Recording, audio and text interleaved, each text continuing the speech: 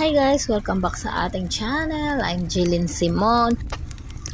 Ito yung ginagawa natin sa spa. Nagpapa-ear candling tayo para matanggal yung wax natin sa ating ears. Yun nga, kaya nga ear. So ito na nga. Yung pag-ear candling, sisindihan mo muna ng lighter yung sa taas niya.